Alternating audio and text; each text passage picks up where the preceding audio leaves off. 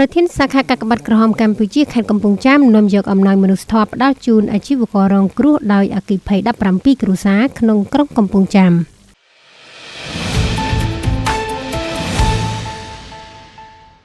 ឯកឧត្តមអ៊ុនចិន្តាប្រធានសាខាកាកបាទក្រហមកម្ពុជាខេត្តកំពង់ចាមរួមជាមួយនឹងសហការីនៅព្រឹកថ្ងៃសៅរ៍ទី8ខែមីនាឆ្នាំ2025នេះបានអញ្ជើញចុះសួរសុខទុក្ខនិងនាំយកអំណោយមនុស្សធម៌របស់សម្ដេចគតិប្រិទ្ធបណ្ឌិតប៊ុនរ៉ានីហ៊ុនសែនប្រធានកាកបាទក្រហមកម្ពុជាផ្ដល់ជូនអាជីវករលក់អាគុយម៉ូតូកង់17គ្រួសាររស់នៅក្នុងភូមិទី8សង្កាត់កំពង់ចាមក្រុងកំពង់ចាមខេត្តកំពង់ចាមដែលរងគ្រោះដោយអគ្គិភ័យមូលហេតុឆ្លងចរន្តអគ្គិសនីធ្វើឲ្យតូបអាជីវកម្ម17ល្វែងជាប់គ្នាត្រូវភ្លើងឆាបឆេះអស់ទាំងស្រុងតែម្ដងដែលហេតុការណ៍នេះបានកើតឡើងកាលពីម៉ោង 7:12 អាធ្រាត្រថ្ងៃទី7ខែមីនាឆ្នាំ2025ស្ថិតនៅក្នុងឱកាសសួរសុខទុក្ខនោះឯកឧត្តមអ៊ុនចិន្តាប្រធានគណៈកម្មាធិការសាខាបានសម្ដែងការសោកស្ដាយជាពន់ពេកជាមួយនឹងគ្រួសារជនរងគ្រោះចំពោះឧបទ្ទហេតុដែលបានកើតឡើងស្មានមិនដល់នេះនាំឲ្យខូចខាតទាំងលំនៅឋានតូបអាជីវកម្មបាត់បង់ទាំងសម្ភារៈកង់ម៉ូតូអស់ជាច្រើនគ្រឿង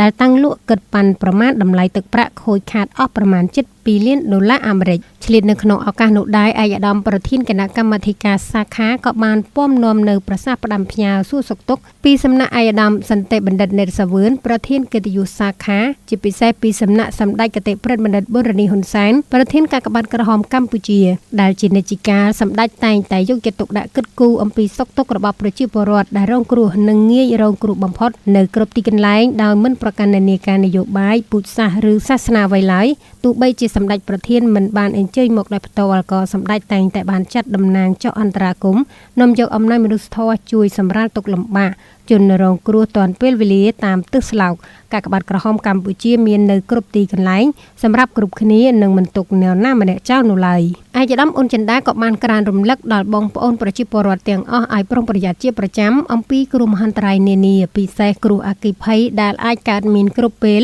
ប្រសិនបើមានការធ្វេសប្រហែសហេតុនេះមុននឹងចេញពីផ្ទះត្រូវពិនិត្យពន្លត់ភ្លើងចង្ក្រានហ្គាសបិទកង់តាក់ជាមុនសិនពិសេសការតបណ្ដាញអគ្គិសនីត្រូវហៅអ្នកជំនាញមកពិនិត្យផ្លាស់ប្ដូរខ្សែភ្លើងចាស់ចោលហើយរៀបចំភ្ជាប់ចរន្តអគ្គិសនីទៅតាមបទដ្ឋានបច្ចេកទេសឲ្យបានត្រឹមត្រូវសូមបញ្ជាក់ថាអំណោយមនុស្សធម៌ដែលត្រូវបានផ្ដល់ជូនអាជីវកររងគ្រោះទាំង17គ្រួសារក្នុងមួយគ្រួសារទទួលបានអង្គរ50គីឡូក្រាមទឹកត្រី2យួរទឹកស៊ីអ៊ីវ2យួរមី2កេសតាំងធំ2ខិត2អាវយឺតចំនួន10សម្ភារៈដំណេកសម្ភារៈផ្ទះបាយនិងថវិកាចំនួន$1 លាន